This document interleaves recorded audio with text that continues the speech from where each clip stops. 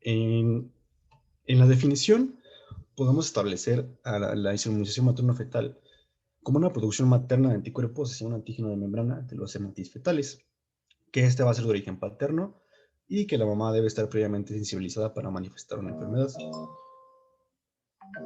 En este caso, si tenemos un padre RH con una madre RH negativa y el feto sale RH positivo, entonces va a haber una incompatibilidad y esto va a generar la enfermedad. Estos hematis van a ser estudiados en el sistema retículo endotelial y esto va a ser después de producir una reacción de antígeno-anticuerpo. Y también se le conoce a esta enfermedad como enfermedad hemolítica perinatal o antiguamente como eritoblastosis fetal. En el embarazo, la gestante va a producir anticuerpos en respuesta entonces al paso intravenoso, intramuscular o transplacentario de trocitos fetales a su torrente circulatorio, y estos van a actuar entonces como un estímulo antigénico. Los anticuerpos que van a estar más frecuentemente asociados a afectación fetal severa van a ser los RESUS y los KEL. Los RESUS D o C, los KEL, tal cual los KEL. Entre las causas podemos encontrar que siempre se produce por un episodio de sensibilización previo, como es una hemorragia fetomaterna, ya sea en el parto o en el preparto, una transfusión de sangre, un intercambio de agujas o productos contaminados como los drogadictos también, y en el caso también de trasplantes de órganos.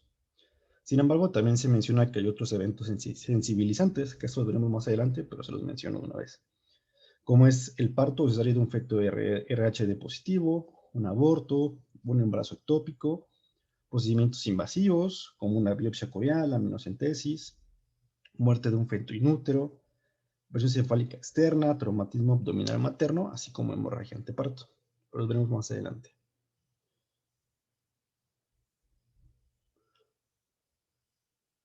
En cuanto a su patogenia, tenemos que la paciente RH expuesta al antígeno D va a desarrollar dos tipos de respuesta. La primera va a ser la primaria. Esta primaria se va a caracterizar por la formación de IgM en una muy escasa cantidad y estos no van a atravesar placenta. Estos anticuerpos van a aparecer aproximadamente a los 6 meses del parto, principalmente en aquellos casos en el que recién nacido es biocompatible en la madre y este va a ser muy común en el primer embarazo. Recordemos que la primera gestación de hematíes fetales pasan a la madre durante el embarazo en un 20 a 30%, pero sobre todo durante el parto pasan el 70 a 80%. La eritroblastosis, o bueno, la inmunización va a ser muy rara en la primera gestación y esta nada más se va a producir en la primera cuando la paciente esté sensibilizada con transfusiones. En la respuesta secundaria va a ser más comúnmente en el segundo embarazo y tras nueva exposición al mismo antígeno, va a haber una formación ya de anticuerpos IgG, que estos sí van a atravesar placenta, y estos entonces van a generar una destrucción progresiva de los hematis fetales. Un tercio de las embarazadas RH negativas no van a desarrollar anticuerpos al recibir sangre RH positiva, como se los mencioné en la inmunización por transfusiones. En la mayoría de los casos de las pacientes RH negativas, la cantidad de sangre que pasa desde el feto no es suficiente para estimular una respuesta inmune. Y la incompatibilidad de OVO también va a interferir en una protección parcial contra la inmunización de RH. Entonces, el riesgo de su inmunización de una madre RH negativa va a depender de tres factores. El primero, respuesta de la madre al estímulo antigénico, la cantidad de antígenos RHD a los que está expuesta la madre y el estado ABO de la madre y el feto. En su fisiopatología podemos decir que las condiciones de hemoglobina varían a lo largo de la gestación. Por ejemplo, en un feto de 8 semanas estaremos hablando de que hay aproximadamente 11 gramos sobre decilitro y en un feto a término de 38 semanas 14 gramos sobre decilitro. Estaremos hablando de una anemia leve cuando tengamos un déficit de 2 a 4 gramos sobre decilitro, moderada cuando hay un déficit de 4 a 6 y severa cuando haya un déficit de más de 6. El paso de anticuerpos de la circulación fetal va a desencadenar la anemia fetal y esta va a ser más intensa conforme más inmunoglobulinas entren a través del torrente sanguíneo. La anemia por sí sola no va a manifestarse tal cual antes de la 20 semana de gestación. Sin embargo, una vez que se desencadena, esta va aumentando paulatinamente a medida que avanza el embarazo. Entonces vamos a tener que haber una hemólisis, va a haber anemia fetal. En el hígado vamos a tener una eritropoyesis compensadora, que esta va a ser medular y extramedular, y puede ser también hepática y esplénica. Entonces va a haber un agrandamiento parenquimatoso. Por ende, va a haber una disminución de la circulación sanguínea, puede haber una obstrucción canalicular biliar, y entonces también puede haber una hipertensión portal, que esta infiltración portal va a estar causada por la infiltración del tejido eritropoyético también. Siguiendo con la fisiopatología, la anemia fetal, como ya lo mencionamos, que va a generar esta hipertensión portal, va entonces a disminuir la actividad metabólica, así como los factores de la coagulación, por el mismo de que el hígado está trabajando sobremanera. Nos va a generar una hipoalbuminemia, lo que va a generar una disminución de la presión osmótica, y por ende pues va a generar edema y ascitis. Por otro lado, la anemia fetal, junto con su hipertensión portal, va a generar entonces hipertensión en la vena umbilical, generando entonces un edema o una hiperplasia de la placenta. La hemólisis, por otro lado, igual, la anemia fetal va a generar también afectaciones en distintos órganos. En el hígado, como ya lo vimos, va a disminuir la síntesis proteica. En el corazón puede generar insuficiencia cardíaca congestiva y el sistema capilar va a aumentar la presión hidrostática. Siguiendo con el lazo del corazón, pues se va a aumentar la presión venosa central. El aumento de la presión portal y el aumento de la permeabilidad nos va a provocar entonces edema, ascitis y otras colecciones líquidas que nos va a generar el hidrops fetal o hidroceptalis. Que esta va a ser una inflamación, edema grave del feto, del bebé recién nacido, y que es un problema que pone en riesgo la vida, obviamente. Y pues tenemos los tipos de hidrops, pero lo que compete es ese. Entonces tenemos que en el cuadro final, el feto va a tener un edema generalizado, puede tener derrames múltiples, puede generar también hipoxia, así como acidosis, y por ende puede provocar también la muerte fetal o neonatal. Se dice que, como ya se los mencioné incluso en la insuficiencia cardíaca congestiva, esta insuficiencia cardíaca que puede generar la muerte va a ser consecuencia y no la causa de todo el proceso. Y todo este problema va a radicar de la hipertensión portal. En el recién nacido, el bebé puede tener hemólisis leve, anemia grave, ictericia, así como hipoglucemia. Esta hipoglucemia va a ser secundaria a hiperinsulinismo y hipertrofia de los islotes pancreáticos.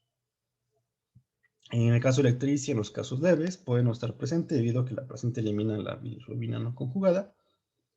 Y en casos graves puede ser evidente desde el primer día, aumentando el riesgo de encefalopatía, como es el caso del Kernicterus, ¿no? Que es una enfermedad cerebral causada por altos niveles de bilirrubina. La aplicación de todos o algunos pasos diagnósticos se van a concretar en dos situaciones. En una paciente con bajo riesgo, que va a ser igual a un test de Coombs de 1 a 16, que ahorita se los explicaré. Y en este paciente con bajo riesgo, lo que se va a ocupar para el diagnóstico va a ser un genotipado fetal, un fenotipo paterno, y se van a medir los anticuerpos irregulares seriados de la madre en las semanas 10, 17, 24, 29 y 34. Si alguno de estos valores vemos que cambia el test y aumenta de a 1 a 16, pues estamos hablando de que ya se va a producir una enfermedad de alto riesgo. Y también aquí se puede ocupar el Doppler de la arteria cerebral media. Este Doppler puede ser mensual o bimensual según el ginecólogo lo requiera. En los pacientes con alto riesgo, va a ser con un test de Coombs arriba de 1 sobre 16. Aquí vamos a ocupar igual el genotipado fetal, es muy importante. Titulación de anticuerpos irregulares, Doppler y ecografía, la valoración de la arteria cerebral media.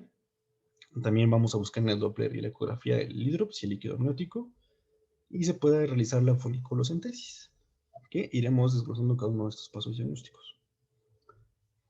En el diagnóstico, pues obviamente como todo, pues es importante una buena anamnesis, ya que una anamnesis también nos puede dar criterios que nos hagan pensar que este paciente puede tener riesgo a generar una inmunización materno-fetal, como es el caso de abortos, partos prematuros, fetos afectados por la enfermedad, es decir, RH positivos, muertes intraútero, así como morbilidad o mortalidad neonatales.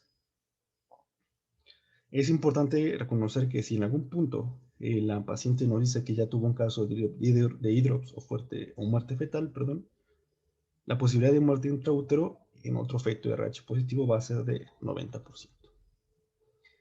En el caso de genotipado fetal, se puede realizar a través del líquido amniótico o presiones crónicas, esto antes de la semana 12, y después de la semana 12 podemos ocupar el plasma materno, y esto es un poco mejor porque tiene menor riesgo, es menos invasivo, y este es hasta después de la semana 12. Al momento del parto, algunas literaturas mencionan que es importante determinar en la sangre del cordón umbilical el grupo sanguíneo, el factor RH, el factor K, si es que existe, y realizar el test de Coombs directo. En los estudios serológicos maternos tenemos el test de Coombs, que es el que va a ser la pauta para saber si una paciente es de bajo o alto riesgo, en el que si tenemos un título menor de 1 a 16, como se los mencioné, es de bajo riesgo, y si es mayor, es de alto riesgo. También hay una técnica que se conoce como ELAT. En esta técnica ELAT, que van a buscar las enzimas de la antiglobulina, en niveles de menos de 15 unidades va a ser normal, y más de 15 va a ser crítico, y ya podemos hablar de una afectación fetal. Estos pueden repetirse cada 2 semanas. Y pues obviamente la prueba de Coombs directa se va a utilizar para detectar anticuerpos que se han fijado a la superficie de los glóbulos rojos, por ovario cultural. En la exploración ecográfica vamos a detectar signos ecográficos relacionados con la enfermedad. Tenemos los directos y los indirectos. En los directos tenemos el doble halo cefálico, el derrame pleural, pericárdico, hepatosplenomegalia, citis, hidrocele, así como otros. Y en los indirectos, es decir, que estos indirectos no precisamente quieren darnos a la idea de que realmente hay una enfermedad, pero pueden estar presentes son los hidramnios, la placentomegalia, aumento del diámetro de la vena umbilical y exploración con Doppler pulsado. Se puede ocupar cada 20 o 30 días para casos moderados y 10 días para casos muy severos. La técnica Doppler va a ser muy importante para la medición de la velocidad del pico sistólico de la arteria cerebral media, ya que este es muy importante para el diagnóstico de la anemia fetal grave. Una vez puse unas imágenes de una ecografía, pero creo que el doc va a hacer más énfasis más adelante, pero somos que los tengo para comparación. Y aquí pues, se puede ver muy claro, ¿no?, que en el caso del Doppler, en la velocidad del pico sistólico de la arteria cerebral media, pues se ve muy claro, ¿no?, cuando está aumentado. También podemos realizar registros cardiotocográficos. Eso va a tener utilidad en fetos pretérmino muy anémicos y pues nos va a ayudar más que nada para detectar el estado de la salud fetal. En el caso de que haya una grave afectación fetal, los signos de alarma van a ser una disminución de la variabilidad latido-latido. Este feto también va a tener desaceleraciones tardías y por ende gráficas sinusoidales. En el caso de la fonicolosíntesis, que también se conoce como coriosíntesis, esto más demuestra el cordón umbilical y este nos permite establecer con precisión el estado hematológico y bioquímico del feto. Y este se va a ocupar principalmente cuando se sospecha una anemia fetal o cuando haya pues, un antecedente de embarazos previos con feto RH positivo. En el tratamiento, en los pacientes de bajo riesgo se va a mantener usualmente una conducta obstétrica normal, a menos de que en el test de Coombs cambie. Y en ese caso, en los pacientes de alto riesgo, pues vamos a ocupar una transfusión intrauterina o glamaglobulina plasmaféresis. Aquí les puse esta esquemita, que es el que el paciente RH negativo se le hace el test de Coombs directo del factor 2. En el caso de que sea test de Coombs positivo, o si es, en el caso de que sea test de Coombs positivo, se sigue a los demás. Si es negativo, se repite la 24, 28, 32 y 36, con el fin de descartar que sea positivo después. Y pues bueno, si sale arriba de 1.16, pues tenemos que decidir en un tratamiento de elección o tratamiento alternativo como la glabulina. Y en el caso de que sí sea definitivo, pues una transfusión intrauterina es lo indicado. En el caso de la transfusión intrauterina, este se recomienda realizarse antes de las 32 semanas y es el tratamiento de elección para una anemia fetal grave. Se localiza y canaliza la vena umbilical mediante ecografía. Al momento de que se canaliza, se extrae una muestra de sangre fetal en la que se analizará el grupo ABO, RH y se va a realizar también test de Coombs y se va a valorar el nivel de hemoglobina. Se van a transfundir hematíes del sangre grupo O, RH negativo, suspendidos en plasma. También se ocupa sangre isogrupo ABO, el 100% de hematocrito, de menos de 72 horas, que esté esta desleucocitada y irradiada dentro de las 24 horas anteriores a la transfusión. Esto se va a administrar a una velocidad de infusión de 1 mililitro sobre minuto y se va a repetir en intervalos de 1 a 3 semanas, pero esto va a variar según sea el caso y la gravedad. Si la placenta está situada en la cara anterior, va a ser mucho más fácil entonces que se pueda realizar esta transfusión. Pero en el caso de que sea posterior, lo hace más complicado, ya que incluso el feto puede interponerse entre el paso del catéter y el cordón umbilical. ¿Y cuándo vamos a realizar esta TIU? Pues esta se realiza cuando a través de las pruebas diagnósticas se puede constatar que ya hay un diagnóstico. cuando hay más de 28 semanas de edad gestacional y cuando este último tratamiento está indicado.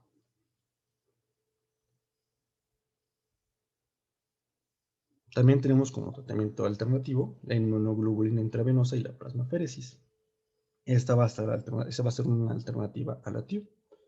Aquí se va a ocupar en el feto con edema generalizado y usualmente se ocupan 2 plasmaféresis de 200 mililitros en 48 horas en el día 1 y 3. Posteriormente se sigue durante 2 días, que serían los días 3 y 4, y aquí va a ser con dosis de 0.8 gramos sobre kilogramo más 20 gramos cada día. Estos ciclos se van a repetir cada 3 semanas. Y pues obviamente es muy importante que se tienen que tener controles fetales pre y post tratamiento en los que se va a realizar una ecografía y Doppler. ¿Cuándo se comienza este tratamiento? En las 12 a 14 semanas de gestación, sin antecedentes de muerte fetal, feto hidrópico o embarazo pretérmino. Y es importante que sea antes de las 32 semanas. Entre las 20 a las 22 semanas también se inicia cuando hay antecedentes de muerte fetal, feto hidrópico, TIU o parto entre la semana 32 y 37. En las 26 a 28 semanas, antecedentes de recién nacido que requiere transfusión. Y después de la semana 28, el inicio del tratamiento es muy excepcional. Si se requiere después de la semana 34, se requiere mejor, se recomienda una extracción fetal. En el recién nacido, este tratamiento continúa con dosis de 1 gramo sobre kilogramo el primer día de vida, después 0.5 gramos sobre kilogramo los días 2, 3 y 4. Si la bilirrubina en sangre es mayor de 6 unidades, gramos sobre mililitro, se puede realizar una exsanguinotransfusión con una sola unidad de hematocrito del 60-65. Y después se puede ya ocupar la inmunoglobulina. La conducta obstétrica va a ser que después de las 24 semanas va a ser esta decisión basada según los hallazgos y según el Doppler, así como en el análisis de sangre fetal. En los casos tratados con inmunoglobulina y plasmaféresis, se recomienda que el embarazo no sobrepase la 37 semana de gestación. En los tratamientos con TIU, se puede anticipar la terminación del embarazo con el fin de evitar una nueva transfusión y que esa transfusión genere un riesgo fetal. Aquí, obviamente, administramos corticoides con el fin de la maduración pulmonar, ¿no? En las mismas dosis que ya hemos visto con anterioridad. Y bueno, en el caso del Doppler, si tenemos una velocidad mayor a 1.5 mol y una edad gestacional menor a 35 semanas, vamos a ocupar una cordocentesis para ayudarnos con el diagnóstico. Si es mayor a 1.5 y la edad gestacional es mayor a 35 semanas, y hay tendencia en la velocidad de la arteria cerebral media, lo normal va a ser una inducción de parto en la semana 38 a 39, y si hay un incremento, se evalúa la maduración pulmonar y se induce el trabajo de parto. En el caso de que sea menor, pues hay que nada más realizar estudios secuenciales para ir valorando el feto. Ahora, en la profilaxis, como ya se los mencioné, va a haber eventos sensibilizantes que nos van a hacer administrarle a esta paciente inmunoglobulina anti-D. Y entonces, a todos los pacientes que sean RHD negativas no inmunizadas, debe administrarse una profilaxis. En este caso, tenemos que hacer el nacimiento de hijo RHD positivo. En el caso de abortos o amenazas de abortos, cuando hay pruebas invasivas de diagnóstico prenatal, otros procedimientos, hemorragia de parto, versión externa, trauma, embarazo ectópico y muerte fetal, que fue lo que les mencioné al principio en las causas. Esta profilaxis va a ser con gamma-globulina o inmunoglobulina anti-D. Durante el embarazo va a administrarse intramuscularmente 300 picounidades sobre gramo y va a ser a partir de la semana 28 de gestación. En los pacientes RH no sensibilizadas, tras aborto, gestación uterina o embarazo hormonal, que es lo más común, y también cuando hay un procedimiento quirúrgico. Se calcula que aproximadamente esta dosis va a neutralizar 2 mililitros de eritrocitos fetales y que en la profilaxis podemos obtener un éxito hasta el 96%. Durante el posparto, vamos a tener que administrar igual intramuscularmente una dosis de 300 y van a ser estas 72 horas máximo siguientes del parto. Este puede ser útil hasta 4 semanas, pero es muy importante realizarlo lo más pronto posible.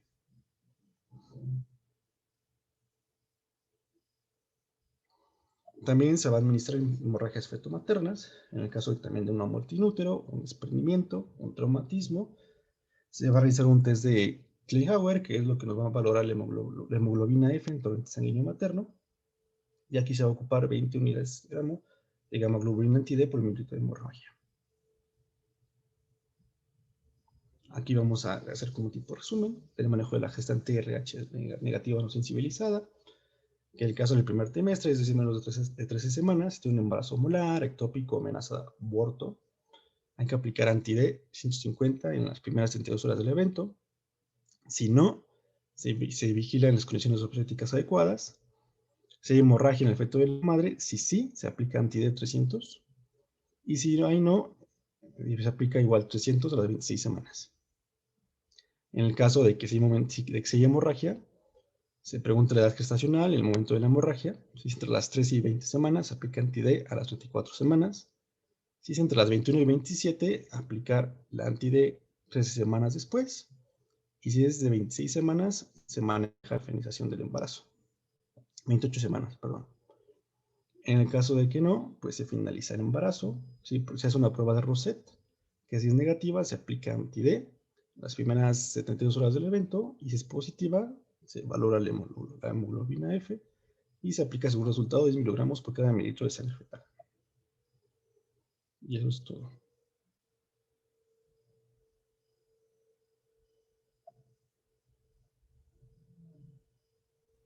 Listo. ¿Alguna duda que tengan? ¿Quedó claro o alguna duda para que se la pueda resolver su compañero?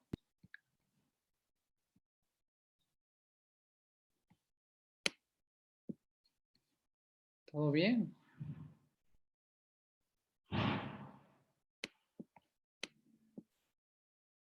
¿Todo claro? Doctor, tengo yo una pregunta.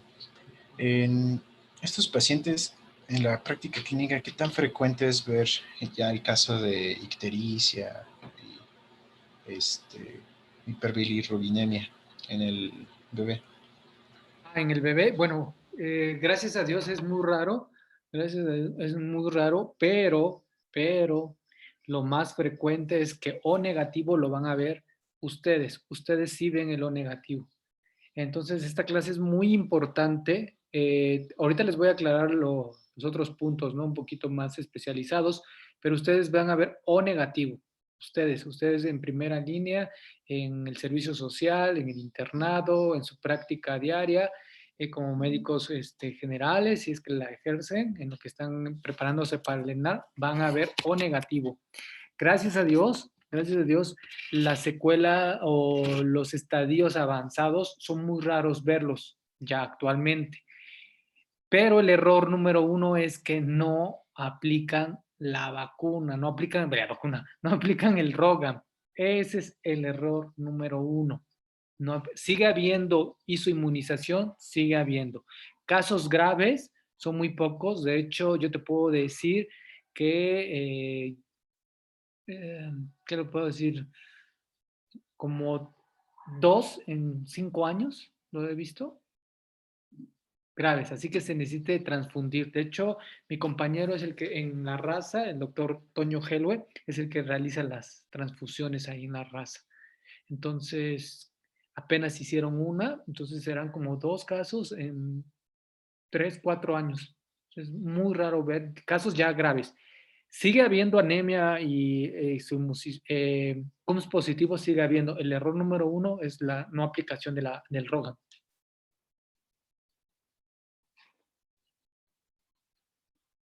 Bueno, Ahí va. Sí, doctor. ¿alguna otra duda? ¿Quedó todo claro? Porque los veo como que si todo haya quedado claro.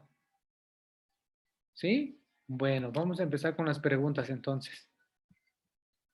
Eh, Alejandra, tengo una...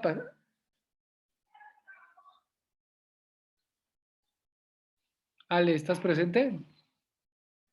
Sí, Ok, Ale, tengo una paciente que tiene 24 semanas de gestación, es O positivo, es su segundo embarazo, el anterior fue un parto eutóxico hace 5 años, ok, ahorita está embarazada, 20 semanas de gestación, su pareja es O negativo.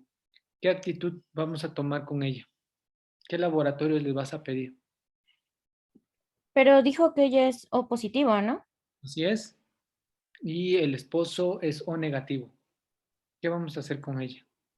Pues es que, pues si ella es O positivo, no Ajá. habría ese riesgo, ¿no? Porque esto se da cuando la madre es negativo, ¿no? Perfecto. Muy bien. Listo. Así es. Pregunta de examen. Siempre les hacen en ENENA preguntas así y ustedes van y ponen CUMS. Ale, ¿por qué vas a pedir un CUMS? ¿Lo pedirías o no? Pues no, No, ¿verdad?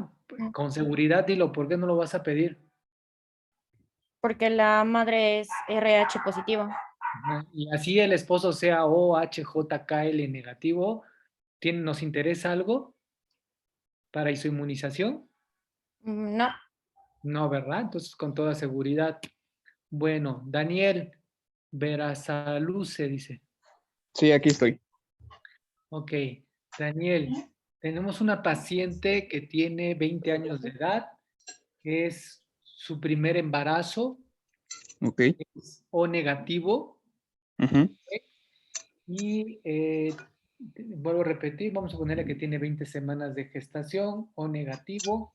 ¿Qué es su primer embarazo? ¿Qué estudio especial le vas a pedir a esa paciente? Eh, bueno, en caso de que el padre sea El papá, positivo, el papá es positivo, O positivo.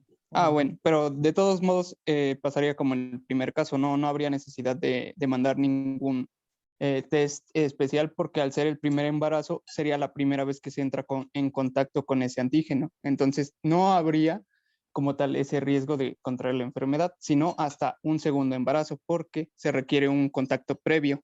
Ok, perfecto, perfecto, muy bien. Ok, y esa misma paciente, Karen, llega a la semana 28, 30, mismo caso, ¿qué le vas a pedir?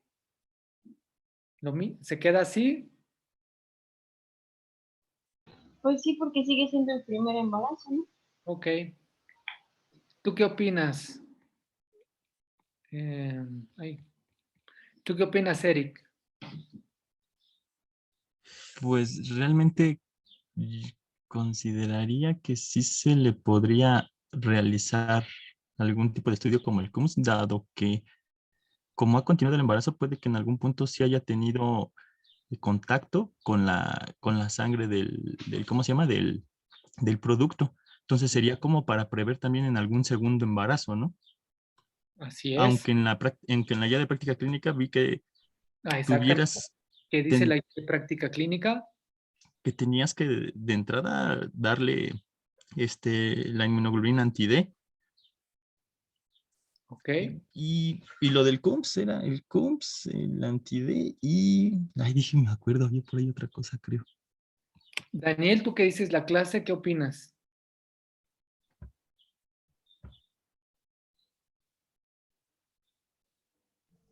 Perdón, doctor, no puede activar mi micrófono. Pues Ok. sí, efectivamente, en el caso, pues sí se puede, de cajón, administrar inmunoglobulina anti-D y pues igual realizar el test de CUMS para descartar y valorar si es paciente de bajo o alto riesgo. Ok, muy bien.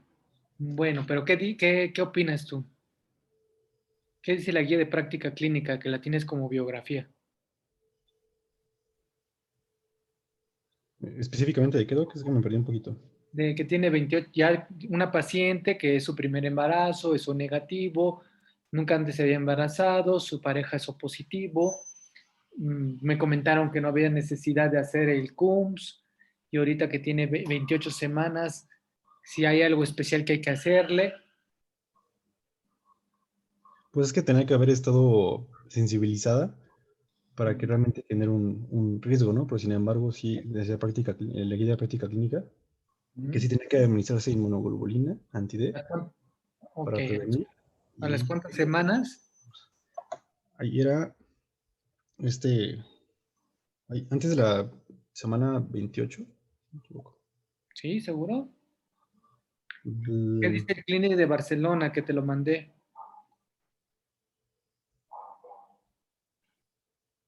Bueno, miren, isoinmunización. La paciente para que haya, esta clase es muy importante, ustedes sí la deben de dominar completamente.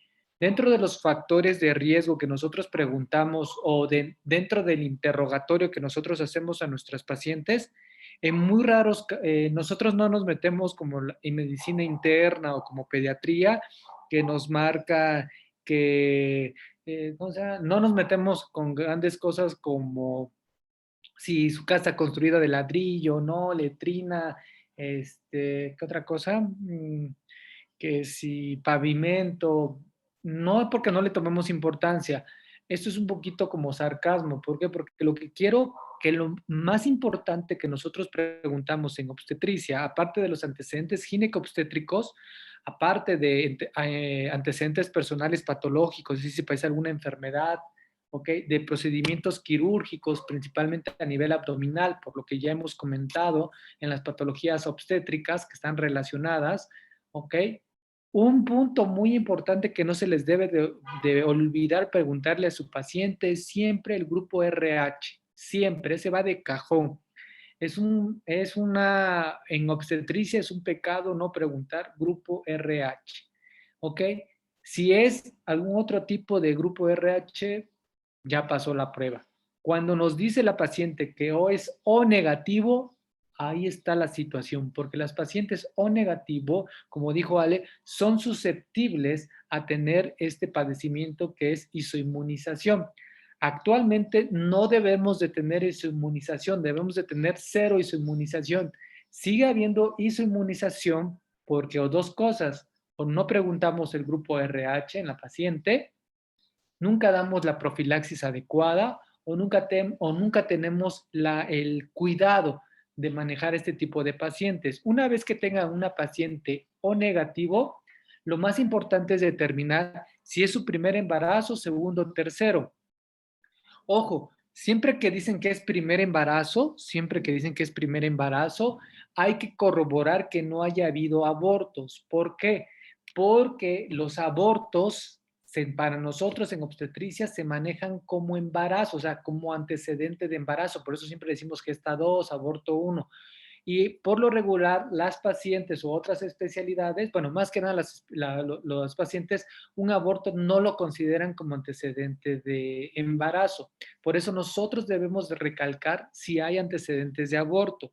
Si una paciente tiene abortos, ¿ok? Y es O negativo, siempre una paciente con aborto O negativo, sea el primero, sea el segundo, siempre se debe de dar el ROGAM, es decir, el tratamiento. Si es un embarazo ectópico, cuando vemos embarazo ectópico y la paciente era O negativo, se tiene que dar el ROGAM, la famosa vacuna, no es una vacuna, es la aplicación del ROGAM para evitar una isoinmunización. ¿Por qué? Porque la teoría de la isoinmunización es que en algún momento la mamá que es O negativo y el producto, el feto, embrión, ¿ok?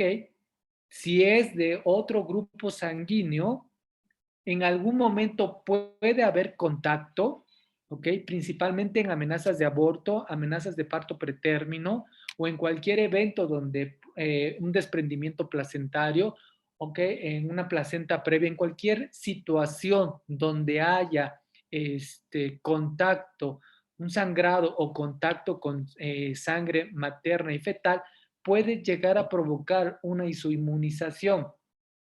¿Ok? En los abortos puede haber, en el embarazo ectópico puede haber, en un desprendimiento placentario. Por eso toda paciente, así sea su primer embarazo y tenga una amenaza de aborto o una amenaza de parto prematuro con sangrado, ¿ok? Se debe de dar, en teoría se debe de dar el ROGAM, ¿ok? Por eso en todas las pacientes con este antecedente. Las pacientes que es su primer embarazo y es O negativo y por algún motivo tienen un aborto o ellas mismas inducen el aborto, ¿ok? Se tienen que aplicar el ROGAM, se tienen que aplicar porque no sabemos qué tipo de sangre es el embrión y puede haber contacto sanguíneo y puede llegar a provocar una isomunización. Entonces, para que haya isomunización, la mamá tiene que ser O negativo. En este caso de primer embarazo, siempre se les tiene que pedir el CUMS, siempre, de entrada. De entrada tengo que pedir un CUMS porque tengo que ver que la paciente no haya estado isoinmunizada. Y no nada más es con los embarazos, es con las transfusiones principalmente. Entonces muchas veces también no preguntamos transfusiones, si hubo una transfusión por una cirugía, algún otro evento fuera del obstétrico, y la paciente puede estar isoinmunizada. De entrada, siempre tenemos que pedir un CUMS. Sabemos que en un primer embarazo el CUMS va a estar negativo y así debe de estar, negativo. ¿Ok? Conforme avanza el embarazo de esta paciente, si en algún momento llega a tener un sangrado considerable, la paciente es candidata a aplicar el ROGAM. Si la paciente durante su evolución de su embarazo no ha presentado ningún sangrado, en la guía de práctica clínica encontrará que se tiene que hacer un CUMS indirecto en la semana 28 para ver que no haya, en el transcurso del embarazo, no haya tenido isoinmunización y se da profilácticamente el ROGAM en este tipo de pacientes a la semana 28. El error, porque yo también en algún momento lo llegamos a cometer, es que dices, bueno, pues es su primer embarazo, pero ¿cómo se va a inmunizar? El porcentaje o la probabilidad de su inmunización es muy baja, pero la guía de práctica clínica lo contempla. Siempre deben de dar una profilaxis. Cuando se da la profilaxis, no se tiene que pedir el CUMS dentro del primer mes porque puede salir positivo. Ese es otro error muy común que llegan con nosotros pacientes que aparentemente son isoinmunizadas porque tienen el CUMS positivo. Preguntamos si hubo aplicación de la vacuna y me dice, sí, el ROGAM, me dice, sí, me la aplicaron hace 2 semanas, 3 semanas. El grupo IRA, el CUMS indirecto va a salir positivo. ¿Ok? En el primer embarazo no se ve la isoinmunización. Las pacientes donde más frecuentemente se isoinmunizan es en el parto, en la atención del parto o en la cesárea. Es donde más frecuente existe ese riesgo al final del embarazo. Por eso siempre que nace el bebé de estos pacientes que es O negativo, se tiene que determinar el grupo sanguíneo del bebé. Si el bebé es O negativo, la paciente no amerita aplicación de ROGAM. Si el bebé es O positivo, la mamá se tiene que aplicar el ROGAM dentro de las 24 a 48 horas. Se tiene que aplicar 300 microgramos, que es la ámpula, y se tiene que aplicar para evitar una isoinmunización. ¿Ok? El error es aquí. Nace el bebé, es primer embarazo, nunca preguntaron grupo RH o la paciente dice que el papá es O negativo. Nunca confíen. Siempre al finalizar el embarazo se tiene que corroborar el grupo sanguíneo del bebé.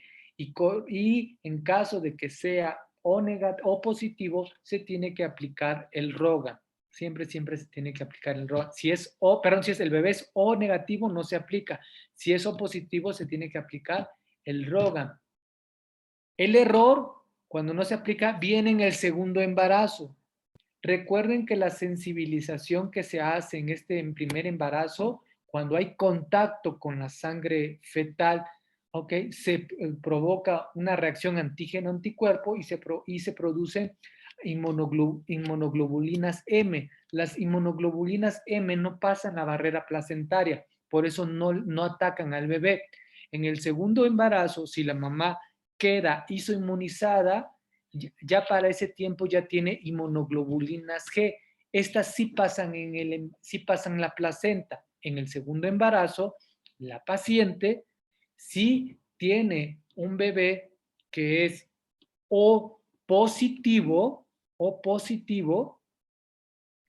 ¿ok? Si es O positivo y está isoinmunizada, es decir, tiene IgG, estos sí atraviesan la barrera placentaria y empiezan a provocar una hemólisis en el bebé, porque el target, el objetivo son los eritrocitos fetales. Se empiezan a destruir, el bebé empieza a producir más eritrocitos, ¿ok? A nivel hepático, empieza a consumir las proteínas, se rompe la presión oncótica, hay fuga a tercer espacio, el bebé empieza a tener edema, hidrops, ¿ok? Empieza a tener, perdón, ascitis primero, es decir, fuga a un espacio, como este puede ser pleural o abdominal, y después de ascitis, cuando hay dos compartimientos con líquido, ya se considera un hidrops, es decir, un edema generalizado. Es así la secuencia.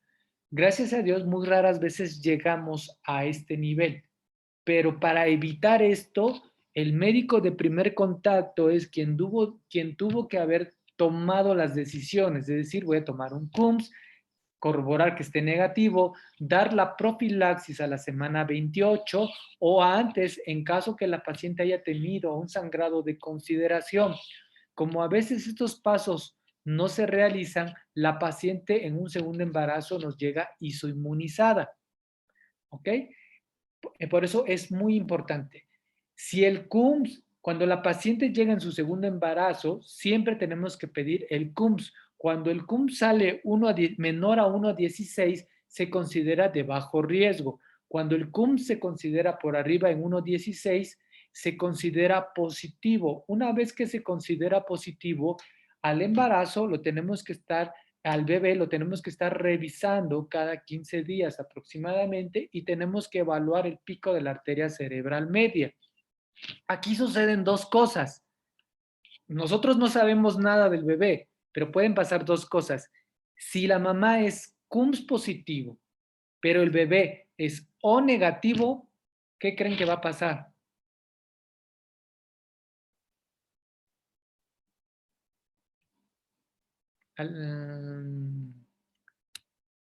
Nayeli Rico, ¿qué crees que vaya a pasar? Pues aunque la mamá esté inmunizada, si el feto es O negativo, no pasaría nada, ¿no? Así es, no va a pasar absolutamente nada, pero nosotros no vamos a saber.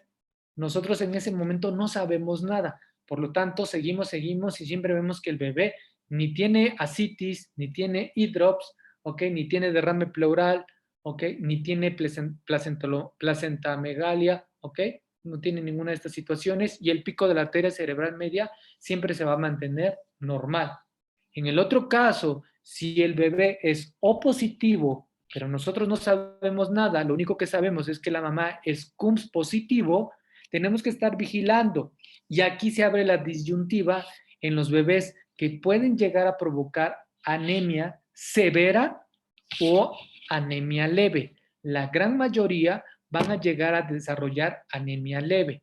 Muy raros casos vamos a llegar a una anemia severa. Estos son los casos que vemos en la raza, pacientes que ya han tenido embarazos previos, que es O negativo, le toman el CUMS, sale positivo, tiene antecedentes de que tuvo un aborto, ¿ok? En su primer embarazo fue un aborto y no le pusieron el ROGAM. Tuvo una segunda oportunidad en un segundo embarazo, fue un parto tóxico y tampoco le pusieron el ROGAM. O sea, por ahí alguien le pide el CUMS porque es O negativo y ya sale positivo. ¿Ok? Entonces, en estas situaciones es cuando nosotros comúnmente vemos a la paciente. Por eso es muy importante que ustedes sepan que toda paciente O negativo, lo primero que debo de tomar es un CUMS de control. Es esta uno de control. Inmunoprofilaxis se toma a las 28 semanas, ¿ok? A muchos piden el CUMS en ese momento. Ojo, el error es que si pido el CUMS lo debo de pedir 4 semanas después de la aplicación del ROGA o antes. Lo ideal es que antes se pida el CUMS. Si el CUMS a las 28 semanas está negativo, se da una profilaxis a las 28 semanas. Esto protege a tu paciente embarazada. En el segundo embarazo, lo mismo, si la paciente es O negativo, ya ha tenido embarazos previos, si el CUMS es negativo, se da una profilaxis a la semana 28 o en pacientes que hayan tenido antecedentes de sangrado en la evolución de su embarazo. Esto es muy importante que ustedes lo realicen porque ustedes son los médicos de primer contacto. Ustedes van a estar siempre, siempre en contacto con estas pacientes.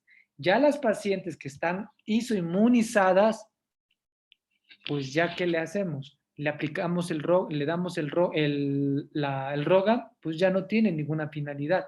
Ya la paciente está inmunizada. Ahora lo que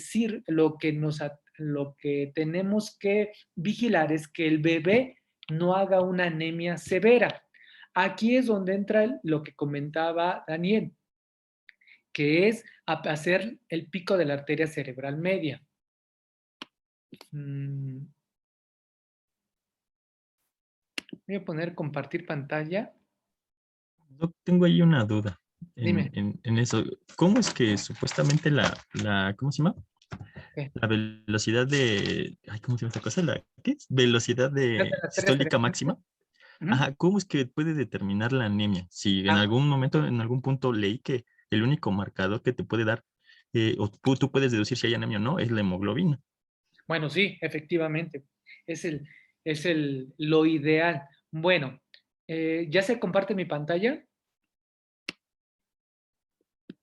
Ya, Ya, doctor. Ok.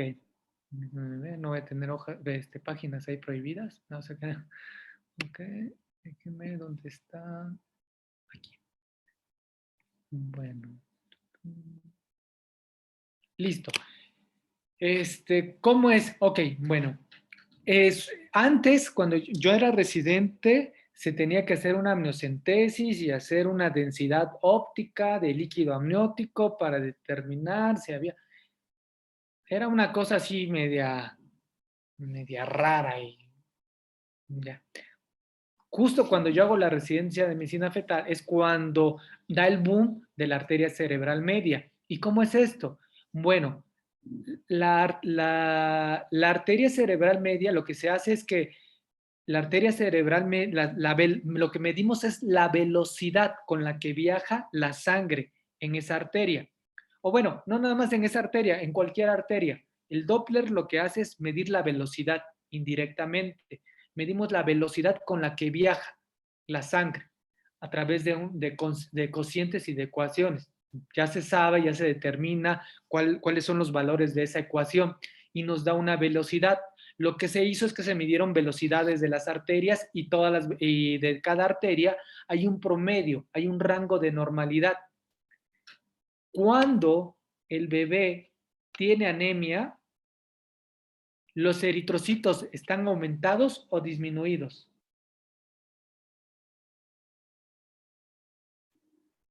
¿Cómo Disminuidos. creen? Disminuidos. Ok, si los eritrocitos, que son los elementos de la sangre, están disminuidos, ¿cómo creen que esté la viscosidad sanguínea? ¿Aumentada o disminuida? Aumentada. Disminuida. O sea, ¿la viscosidad va a estar aumentada o disminuida? Disminuida. Disminuida. Sí, disminuida. Porque no tiene lo sólido, ¿no? ¿Correcto? Entonces, si la viscosidad está disminuida, la velocidad va a ser más alta o más baja. Más alta. Alta. Exactamente. De ahí es que sale el pico sistólico de la arteria cerebral media. Lo que medimos es la velocidad con la que viaja la sangre. Ya hay unos rangos de normalidad. Si esa velocidad está viajando más rápido de lo normal, se deduce indirectamente que hay anemia. ¿Por qué se hace de la arteria cerebral media?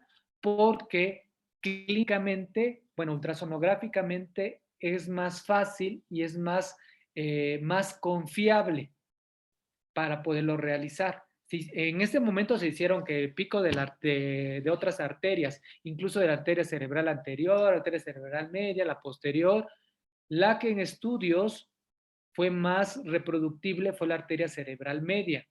Ojo, la arteria cerebral media solamente me habla, ok, cuando sale positiva, ok, cuando la anemia es severa. Y para cuando la anemia es severa, los múltiplos de la media tienen que estar por arriba de 1.05. Ese es el valor de la arteria normal de la arteria cerebral media. ¿Ok? Nosotros cuando viene una paciente CUMS positivo, ¿ok? valoramos al bebé, hacemos una ecografía, no vemos ascitis, no vemos hidrops, todo aparentemente bien. Nuestra siguiente pregunta es, ¿el bebé tiene anemia o no? Y para esto, ya se ve aquí, nosotros utilizamos esta calculadora, nos vamos aquí a calculadoras, ¿ok? Nos vamos aquí donde dice anemia y ponemos Doppler de arteria cerebral media.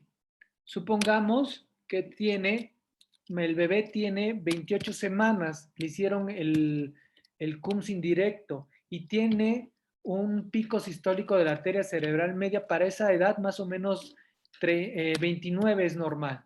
Le pongo y me dice que el múltiplo de la media es 0.79, anormal es arriba de 1.5 y me dice normal, no tiene anemia. Pero supongamos que esta paciente a esta edad tiene aproximadamente 70, que esto es anormal. Me dice, tiene anemia severa. ¿Ok? En este caso, estas pacientes son las que van a hacerse cordocentesis, lo que dices tú, Eric. Oiga, doctor, pero pues para saber necesito tener el hematocrito, la hemoglobina.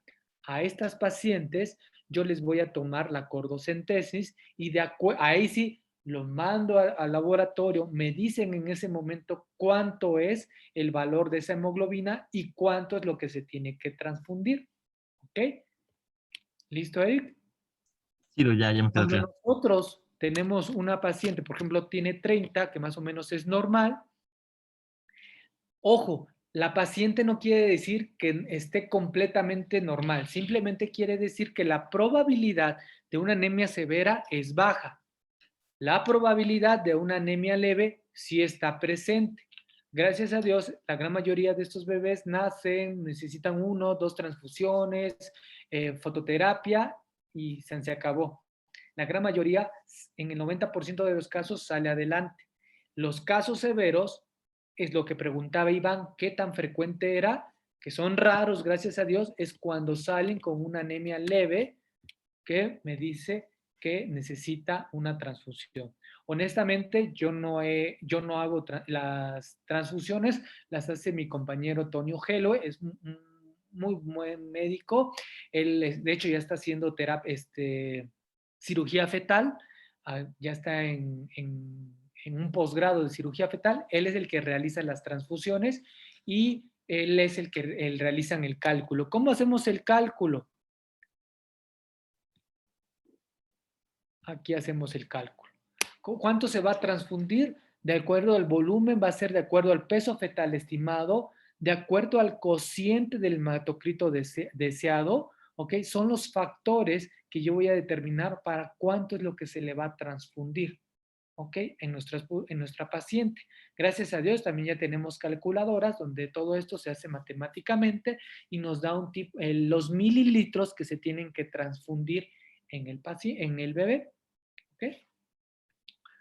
Para ustedes sí deben de tener como conocimiento general que para las pacientes que tienen un CUMS positivo por arriba de 1 en 16, al bebé se le tiene que estar valorando la arteria cerebral media cada semana.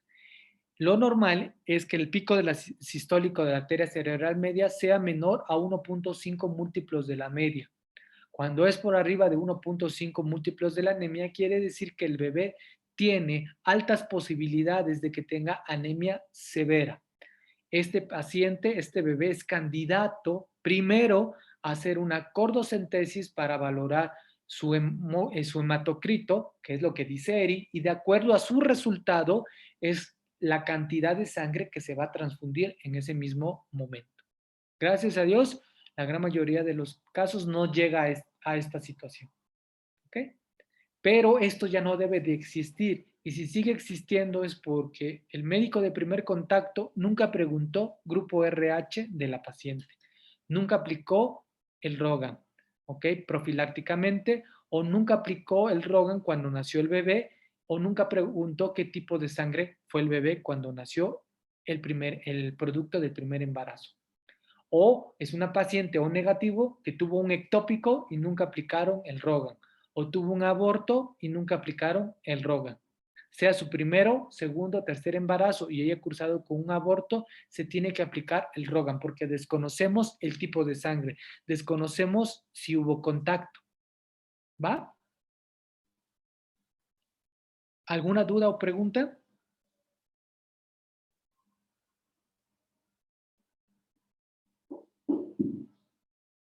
Doctor, entonces nos menciona que cuando, bueno, en una paciente negativo con CUMS negativo también, a las 28 semanas se hace el CUMS primero. Se prefiere hacer el CUMS antes de la profilaxis. Y, Sí, porque debes de estar seguro que en la evolución del embarazo, la probabilidad de que suceda una inmunización es rara. ¿Se me va a entender? sí, Es rara, es raro. O sea, no. Pides el CUMS, porque pides el CUMS para ver que no haya tenido ningún problema. claro.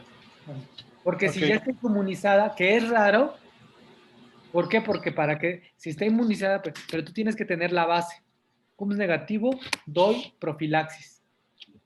Doy la profilaxis.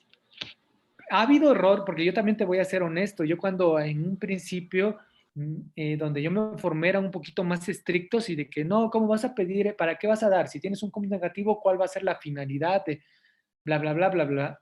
Y sí, no lo haces. Pero ya, por ejemplo, cuando estás en un tercer nivel, ves las consecuencias y dices, no, sí tengo que dar la inmunoprofilaxis a la semana 28. ¿Ok? Entonces, sí se considera dar la inmunoprofilaxis semana 28 o en un paciente que tiene un CUMS negativo y que haya tenido un evento de sangrado, sea amenaza de aborto, sea amenaza de parto pretérmino. Ok. Entonces, también si la paciente tuvo un aborto y en ese mismo momento del aborto, ¿también se tiene que realizar el CUMS? No. ¿Estaría indicado? No. Ahí te vas directo a por ejemplo, haz de cuenta que es su primer embarazo, 8 semanas, o negativo, y tiene un aborto. Ajá, sí. Tienes que dar la camaglobulina. Perdón, el Rogan. Tienes que El aplicar el Rogan. Rogan en ese momento, porque no sabes si la paciente hubo contacto o no. Y recuerda que el CUMS no está midiendo, los anticuerpos. ¿Por qué? Porque el primero que se va a formar, si hubo contacto con la sangre fetal y era IgM. O positivo, va a ser la IgM. Y el CUMS no está midiendo, o sea, por eso se llama CUMS indirecto y CUMS directo. El CUMS directo es el que ve si el CUMS directo es directamente sobre el feto si hay anticuerpos en sus eritrocitos. El CUMS indirecto, como su nombre lo indica, es la afinidad que tiene el anticuerpo de la madre a la prueba que se le realiza. Si hay mucha afinidad, se dice que la prueba es positiva. O sea, entonces por eso se llama CUMS indirecto. Y eso también es pregunta de examen. CUMS indirecto se le hace a la mamá, por eso se llama indirecto. CUMS directo se le hace al bebé. Al bebé se le hace directamente. Ok. Porque ahí es, como su nombre lo dice, es directamente a los eritrocitos del bebé. Ok, entonces, en ese caso que nos puso ahorita, la indicación es profilaxis con Rogan. Tienes que aplicar el Rogan. Igual sería 24 horas antes, bueno, después 48 del... horas. Ok. Ok. En la guía de práctica clínica dice que cuánto tiempo aplicar. Lo ideal es que sea antes de 48 horas. Y viene un rubro de que en caso de que no se aplique, tienes 30 días para aplicarlo. Pero esto es como una medida heroica, así como diciendo ya lo máximo para... ¿Por qué? Porque se ha visto en algunos casos que sí tiene efecto, pero lo ideal es 48 horas, 24, 48 horas. Bueno, límite 48 horas estrictamente. Lean la guía de práctica clínica y van a ver que dice que si se hagan de cuenta que vieron a una paciente que tuvo su bebé hace 7 días y fue con otro médico y no le aplicó el Rogan. Usted le dice, ¿y no le aplicó el Rogan? No, es que, ¿qué es eso? ¿Pero es usted negativo? Sí, y le enseña al grupo. Ustedes tienen que indicar el Rogan. Lo tienen que indicar. ¿Ok? La guía los protege. Tienen 30 días para aplicarlo. No es lo ideal, pero tienen 30 días para aplicarlo. Vale, gracias, doctor. ¿Sí? ¿Alguna otra duda o pregunta? Yo tengo una duda un poco, bueno, a lo mejor es más de concepto, es bueno, sí, principalmente es de conceptos, a lo mejor no tiene nada que ver ya un poco con lo que estamos hablando, pero ¿por qué se llama isoinmunización y no aloinmunización?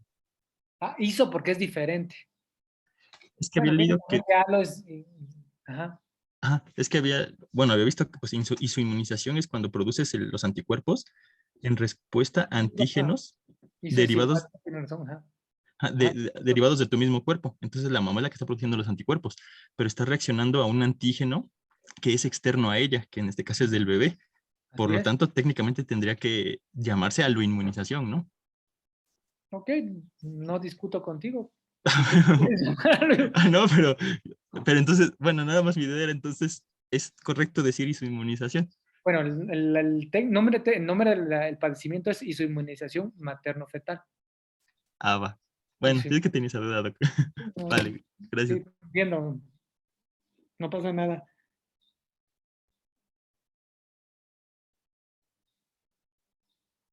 ¿Listo? ¿Alguna otra duda? Y sí, ISO, tienes razón, quiere decir igual. Pero halo, diferente, ISO. ¿Alguna otra duda, pregunta? No, doctor. ¿Todo claro? Bueno, esto sí se lo deben de dominar, recuerden. Preguntas que siempre les van a hacer de ISO. Paciente embarazada O positivo y papá O negativo. Lo mismo les van a preguntar. Siempre son preguntas capciosas, ¿ok? Lo siguiente es gesta 1, ¿ok? Que el bebé tiene hidrops. Si es gesta 1, no ha tenido abortos, es el bebé tiene su inmunización.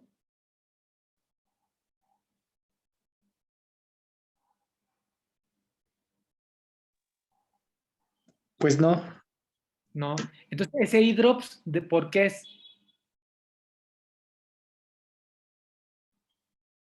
Por alguna otra situación, alguna otra patología que me dé hidrops. ¿Sí? Son Sí. las preguntas que siempre les van a hacer.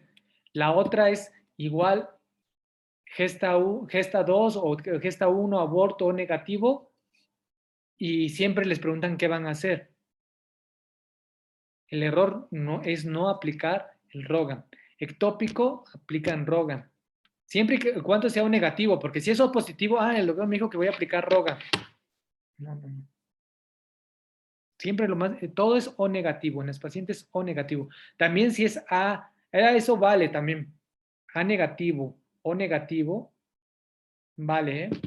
B negativo, vale. Todo lo que sea negativo.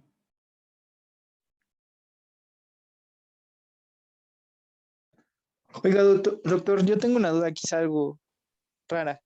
Dime. Al momento de hacer la transfusión, Ajá.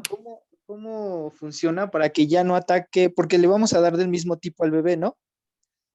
Sí, no, de hecho, lo que estás dando es para mantener al bebé y llegue a término. Ah, ok. O sea, De todos modos, va a seguir el proceso. sí, o la transfusión no es para curarlo. Lo que estás haciendo es para evitar que el bebé tenga mayor número de complicaciones y mayor tasa de supervivencia. Ah, ok, doctor. Esa era mi duda. Eso es lo que hacemos. Supongamos que tiene 28 semanas y anemia severa, no lo podemos finalizar. Por eso en bebés que son por arriba de 35, 36 años, se decide finalizar el embarazo. No tiene ningún beneficio que el bebé siga adentro. Ah, ok. Gracias. ¿Listo? ¿Alguna otra pregunta? Bueno, les quiero pedir una disculpa. La vez pasada fue miércoles, ¿verdad? No nos pudimos ver. Ok. Pero estuvo muy feo, o sea, muy feo el servicio. pero a la vez interesante, y esto quería compartirlo con ustedes. Estos casos, híjoles, déjenme ver dónde empiezo. Justo esto es para que vean cómo a veces cuando no cumplen los criterios las pacientes. Déjenme empezar. Miren, esta, luego déjenme ver si va aquí.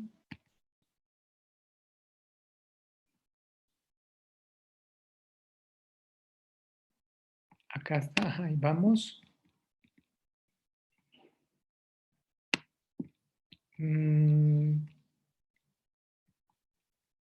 Listo. Ahí se ve mi captura de pantalla.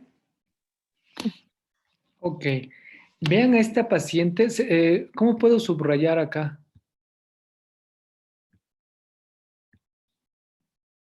¿Sí se ve mi cursor? Sí, Doc. Miren, esta paciente fue por lo que no los dejé. Chequen nada más el caso, ¿eh? Tiene 21 años. Es que no pinta, o sí. Ay. ¿Sí se ve ahí? 21, sí se ve el cursor, ¿verdad? Sí, Doc. Sí, Doc. 21 años. Chequenlo. Chequen. Esto ya lo vimos, ¿eh? El diagnóstico que tiene. Ahorita vamos a definirlo. Hipertensión crónica con preeclampsia sobreagregada, ¿correcto? Enfermedad renal crónica. No, bueno, esto ya ya les di el diagnóstico, pero miren, chequen cómo llegó. Es una paciente que tiene 21 semanas. A las 12 semanas, pueden checar acá, desde las 12 semanas, empezó hipertensa y estuvo manejada con nifedipino. Pacientes, recordemos que antes de las 20 semanas inician con hipertensión, ¿cómo se considera? Hipertensa crónica. Hipertensión crónica. Entonces, mis compañeros la empiezan a manejar como una hipertensión crónica. Sin embargo, en el embarazo anterior tuvo preeclampsia y la tuvo a las 32 semanas. ¿Esta preeclampsia fue temprana o tardía? Pues ya entra dentro de la tardía, ¿no? ¿Seguro? Temprana, ¿no? No era Temprana. el corte era las Temprana, 34, ¿verdad? ¿no? 34. Así es. 34, antes de la 34. Entonces, una preeclampsia temprana. ¿Qué dijimos que la preeclampsia temprana, qué era? ¿Era más fácil, más agresiva? Más agresiva. Más agresivo. Más agresiva, ¿no? Tuvo preeclampsia y quedó con lesión renal, aparentemente. Y fue vista por nefrólogo. Y después de 7 años, o sea, eso fue hace 7 años, aparentemente ella tenía todo normal. ¿Sí? Tiene 21 años, tiene hipertensión crónica. Perdón, denme un segundito.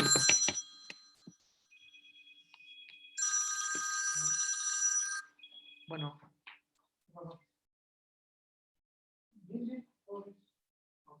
No, pero sí lo voy a agüitado y te lo llevo al veterinario, ¿verdad? Yo estoy en clase. Sí, lo voy a agüitado. Ahorita checo, ahorita te hablo, ¿va?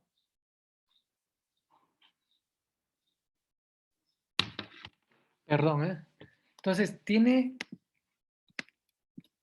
aquí que hace 7 años tasa de filtrado glomerular y que todo bien.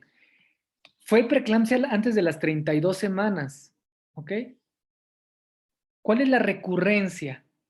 ¿Se acuerdan cuando vimos cuándo es más frecuente que se presente preeclampsia? ¿Cuando es tardía o cuando es temprana?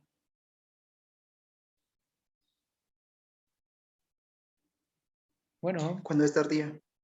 ¿Cuando es tardía? Ok, entre más tardía, más se repite. Ah, no. Creo que era la temprana, pero por el componente inmunológico, ¿no, doctor? Así es, bueno, más que inmunológico, secundario a una mala invasión placentaria. ¿Se acuerdan? Entonces, hay una mala invasión placentaria que se debe a un proceso inmunológico. Entonces, esta paciente tuvo preeclampsia temprana, aparentemente con lesión renal. Todo va de la mano, es muy agresiva la preeclampsia temprana, quedó con lesión renal, aparentemente todo bien, siguió ¿cómo se llama? Su embarazo. De hecho, aquí dice, cesárea, tenía 17 años, preeclampsia a las 32 semanas. Ok, listo. Ahora, ¿se ve esta otra? ¿Sí? Donde dice para clínicos, ¿se ve? ¿O no? No, doctor. No. Déjenme, es que entonces le tengo que dejar.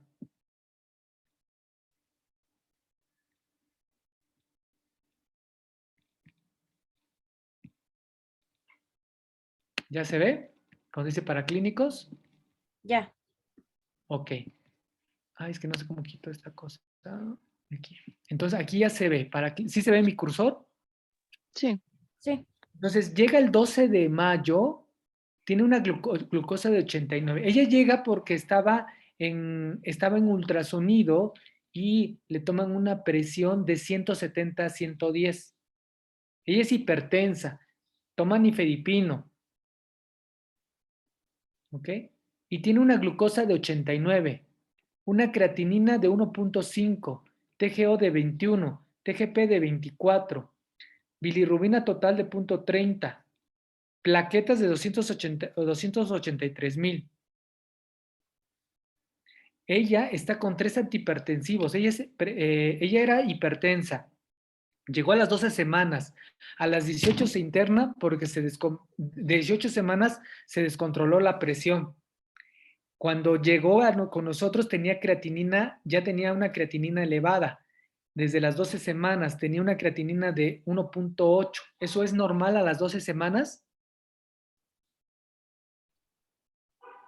No, doc. Entonces No. queda como lesión renal, ¿correcto?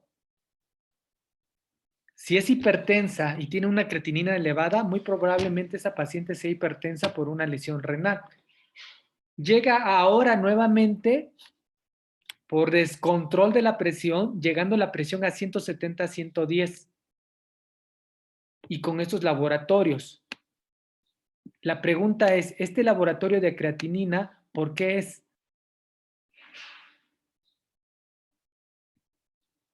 ¿Sí lo ven? No sé cómo puedo pintar. ¿Sí lo ven? Creatinina de 1.5. Sí. ¿Por qué es?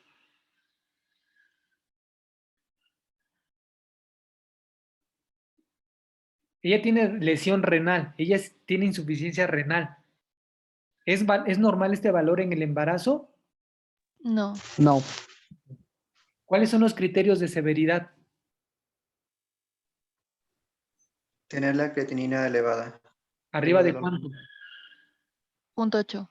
Del punto 8. Bueno, 0.8 ya sabemos que es anormal, pero ¿cuánto dice la guía de práctica? Dice cuando creatinina, elevación de creatinina de... ¿Eran 350 miligramos? Ok, Eso ok, también. es que no me acuerdo algo. No, es proteinuria de 300 miligramos, ¿no? Es la proteinura. Ah, pero sí, es cierto, perdón. ¿Era de 1.5, Doc? Más o menos, 1.2. Era 1.2, ¿no? Así es, tiene creatinina de 1.5. La pregunta es, ¿esta creatinina, cómo hago la diferencia? Pues es muy difícil. Honestamente es muy difícil. Ella tenía lesión renal, tiene esta creatinina, está descompensada, tiene 3 antihipertensivos y no hay demás alteraciones bioquímicas. Miren cómo está la transaminasas, TGO, TGP, fosfatasa alcalina, LDH, bilirrubina total. ¿Ok? ¿Cuándo hablamos de la bilirrubina? ¿A expensas de qué? ¿Y cuánto es anormal? A expensas de la indirecta. ¿Ok? La indirecta está 0.1. ¿Cuánto es anormal de la indirecta, Alejandra? Mayor de 1.2. Así es. ¿Está normal o anormal? Normal. Así es. Entonces no hay ninguna otra alteración. ¿Cómo están las proteínas? Eric, tú que estabas enamorado de las proteínas. No, pues están dentro de lo normal, ¿no? Entra en lo normal, Sí. ¿verdad? Bueno, este caso sí fue, híjoles, me puso a pensar y ahorita les voy a decir el punto sutil donde estaba la respuesta, pero así muy sutil, pero a la vez muy tonto, no para los demás, sino para mí, o sea, como que, híjoles, así sutil, fue que todo está normal. Si analizamos, tiene insuficiencia renal crónica, tuvo antecedente de preeclampsia, le hicimos un estudio de primer trimestre, acá dice ultrasonido, ¿ok? Pero no está marcadores negativos, acá está, porque este se lo hicimos nosotros, donde sale primero sale alto riesgo para RCIU y preeclampsia. En el estudio de primer trimestre, cuando valoramos las arterias uterinas, es una paciente que tuvo preeclampsia temprana, tuvo lesión renal en su embarazo anterior, ¿ok? Debutó, fue hipertensa, ¿ok? En el embarazo, tiene lesión renal, ¿cuántas características tiene para preeclampsia? Muchas, ¿verdad? Era una bomba de tiempo, o sea, sabemos que va a debutar. Lo que me detuvo a mí es, o lo que te hace pensar a veces, son 21 semanas, o sea, finalizar el embarazo a esto donde es prácticamente un aborto, debo de tener 100% seguridad de que no sea una hipertensión crónica descompensada contra una preeclampsia con criterios de severidad. A ella la subieron al piso con preeclampsia con criterios de severidad. Pero lo raro es que si era preeclampsia con criterios de severidad, ¿cuál es el tratamiento?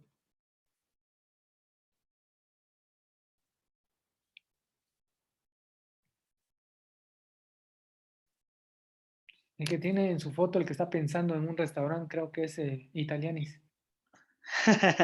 Es finalizar el embarazo. Ok, listo. Entonces les había comentado, ¿no? Finalizar el embarazo.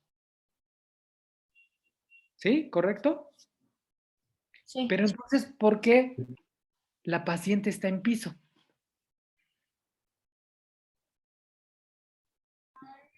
Para intentar estabilizarla. ¿Ok? ¿Sí? Y dice aquí, pues eso se me hace, dije, ¿por qué está aquí? Si es una paciente con preeclampsia con criterios, debe de finalizar. Haz de cuenta que botaron como la pelota, la papa caliente, a ver a quién le toca. Pues me tocó a mí, ¿no? Entonces, o sea, como ser el juez, ¿no? Eso es muy feo, o sea, como la mandan aquí que para las prostaglandinas, ¿ok? Y ponen la guía, el misoprostol, que todo, que la... Pero la duda que te hace ¿es una preeclampsia o no es una preeclampsia? O sea, tiene todo para... la paciente iba para preeclampsia, eso no hay duda. Eso quieren, tiene todo para que desarrolle preeclampsia. La pregunta es, ¿estoy ante una preeclampsia o estoy ante una hipertensión crónica descompensada nada más? Porque si fuera una preeclampsia con criterios de severidad, yo estaría esperando una evolución más tórpida. Y así fue. Ya se ve la otra. Ah, no, estos son los antecedentes ginecobstétricos. Aquí dice que estaba, ¿a cuánto llegó la presión? 170, ¿sí lo ven? 170, 100. En admisión, 160, 106. Tiene 3 antihipertensivos, por lo que se inicia manejo con alfa-adrenérgicos, calciotangonista y vasodilatadores periféricos. ¿Saben dónde estuvo el punto medular?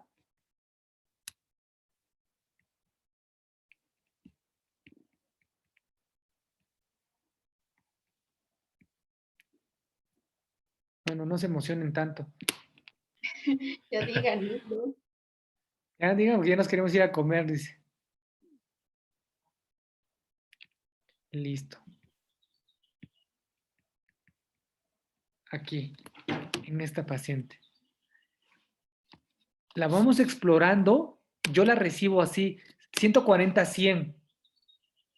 3 antihipertensivos. Pues dices, pues está controlada, pero ¿será o no? Pero el problema fue aquí.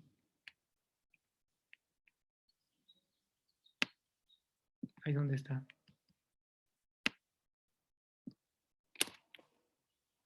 Le hicimos los reflejos y prácticamente convulsionaba. Bueno, estoy exagerando, ¿eh? O sea, movía la pierna. Nunca había visto unos reflejos, una hiperreflexia tan marcada. Tan marcada. ¿Se acuerdan cuando vimos la clase que decía datos? La paciente no tenía ninguna otra alteración, todo estaba bien, se controló la presión relativamente, pero tenía hiperreflexia. Eso era el punto medular. Ya prácticamente en un momento a otro iba a convulsionar.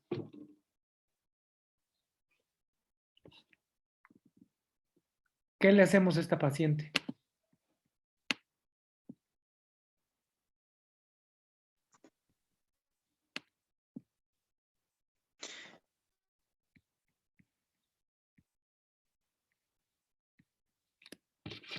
Los escucho.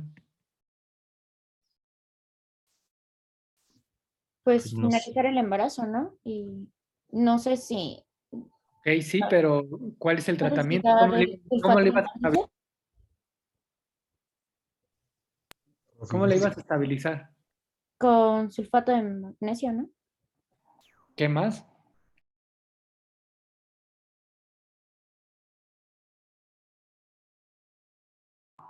¿Qué más?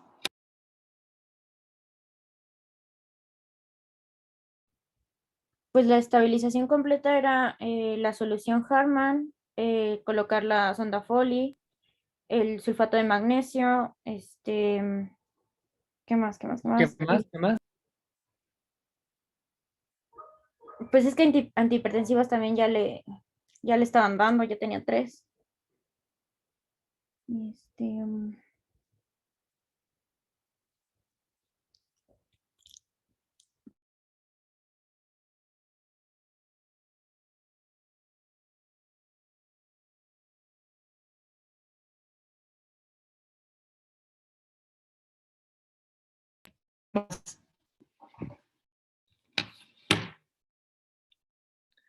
No nada más tú, Ale. Los demás se pueden, pueden apoyar, ¿eh?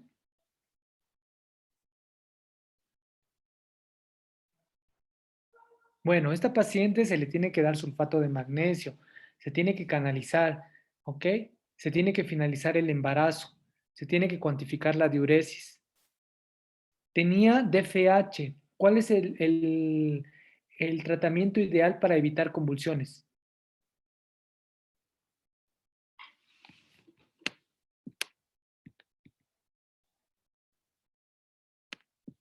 Un neuroprotector, Ah, ¿cuál es el neuroprotector el ideal? sulfato de magnesio. Así es, sulfato de magnesio. La paciente tenía DFH, ¿ok?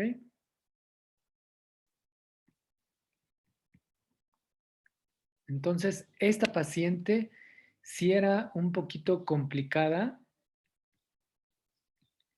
Y aquí está, ya se ve mi pantalla,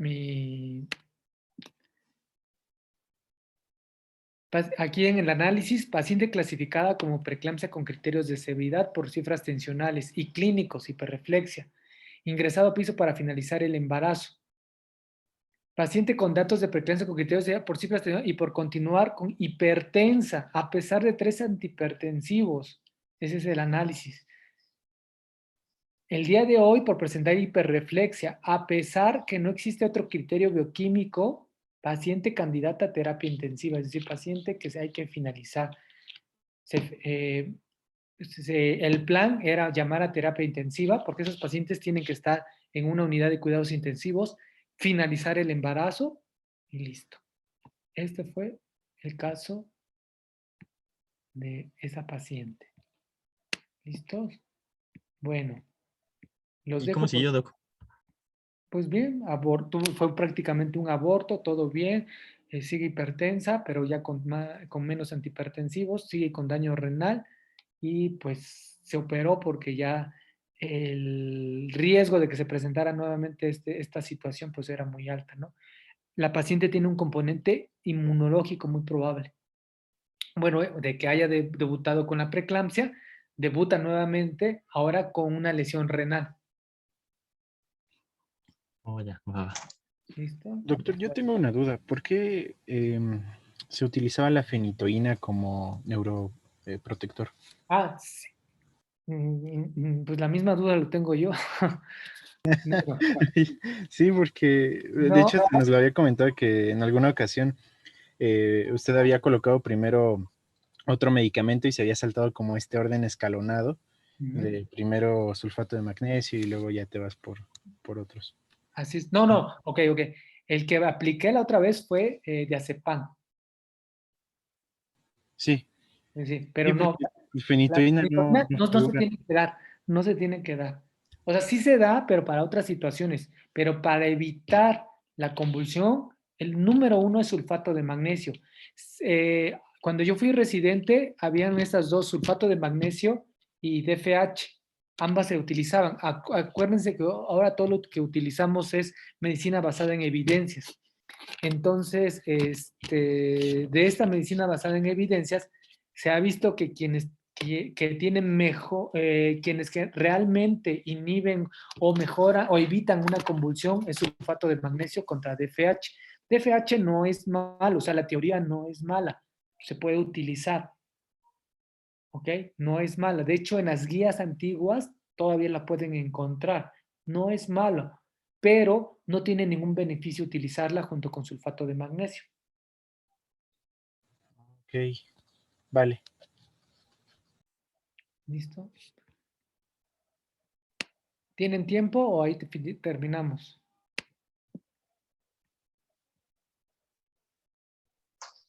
Siga, Doc, siga. No, pues Hay tus tiempo, compañeros. doctor. ¿No? Bueno, ¿qué otro caso hubo? Ah, mira, este fue muy importante también y justo el mismo día. No, lástima que no le pude tomar fotos a las de urgencias porque esta paciente, bueno, les cuento cómo llegó. A ver, déjenme ver si tengo la de terapia, que dice cómo llega. Ah, bueno, esta sí dice cómo llega.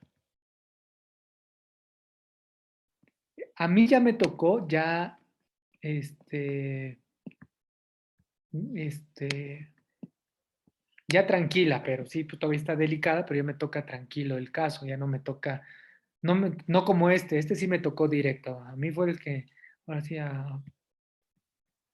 en esto ya fue más fácil, pero eso no se los quiero enseñar como, ay, miren lo que hice, no lo hice yo, pero un caso como dice Silvia Pinal, un caso de la vida real. ¿Cómo, cómo está? No. Ah. Ahora sí se ve donde dice nota UCIA 3, nota de ingreso. Sí, Sí, doctor. doctor. Miren, esta es una paciente, fue el caso que presentó Iván, si no mal recuerdo. Miren, esta es una paciente en la vida real, ¿cómo llega? Es 16 años, 23 semanas de gestación, tirotoxicosis, hipertiroidismo. ¿Ok? Es una paciente que empezó hace 5 meses con exoftalmos, taquicardia. Primero empezó, porque yo le interrogué, empezó con taquicardia, insomnio. Y después notaron que tenía exoftalmos.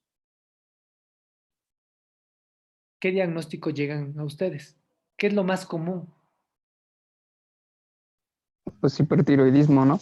¿Cuál Hipertiroidismo. es la primera causa de hipertiroidismo en una Graves. paciente, una mujer? ¿Cuál? Enfermedad de Graves.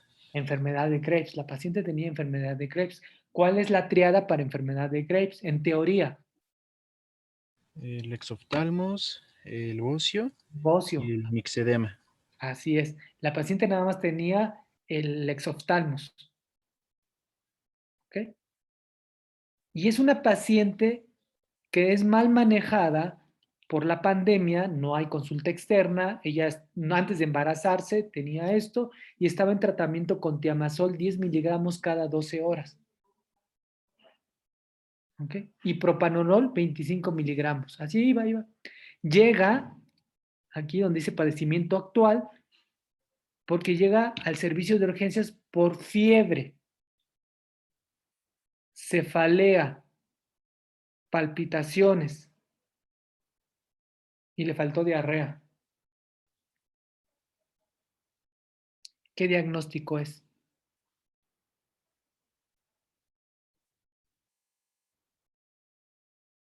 Bueno,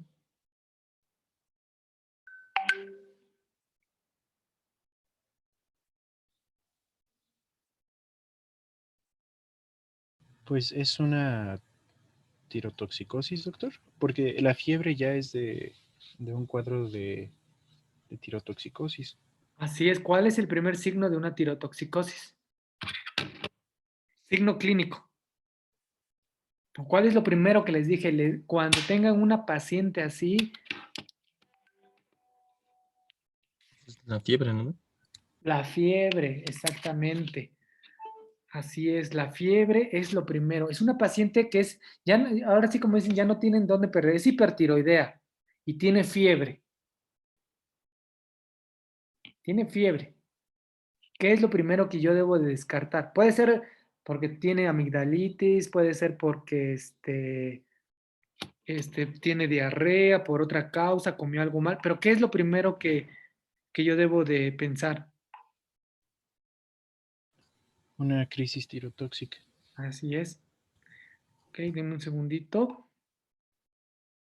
Es lo primero que yo debo de descartar. ¿Qué es lo primero a lo que se fueron? ¿Ok? En exploración, pues todo aparentemente normal.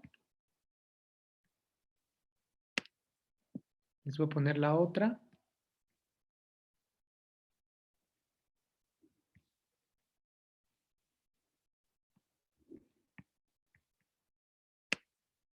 Se está compartiendo. ¿Cuál se está compartiendo? Ya, la que dice nota en UCIA. Vean el análisis. Presenta fiebre, taquicardia, sin contar con foco infeccioso documentado, es decir, no hay nada. Llama la atención que su último laboratorio de la TSH, ¿en cuánto está? ¿Cuánto dice ahí? ¿En cero? Cero. Sí, Exactamente. ¿Sí? nulo. ¿Es normal eso? No, no, no lo es. Así es. Entonces, ¿qué quiere decir? ¿Está controlado o descontrolada esa paciente? Está descontrolada. Así es. Entonces, dame un segundito.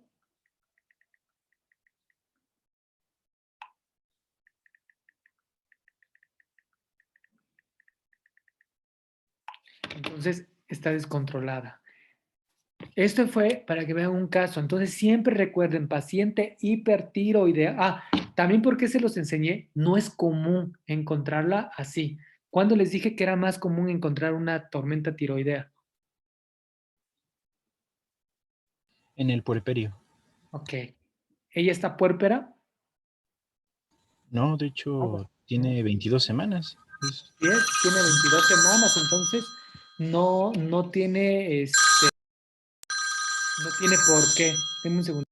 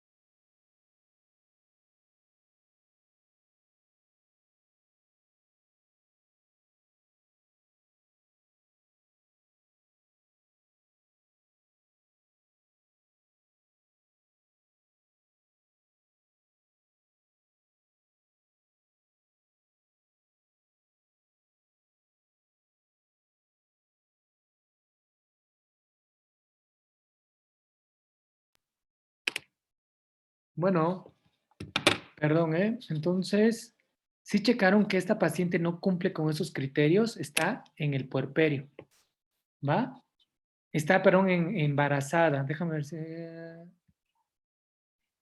Nos quedamos en esta. ¿Cuándo es más común? En el puerperio. ¿Y por qué es más común en el puerperio? Porque recuerden que como estaba disminuida la inmunidad, cuando arrancamos la placenta, pues todo regresa a la normalidad. Y para que chequen también el tratamiento. ¿Sí lo pueden ver acá?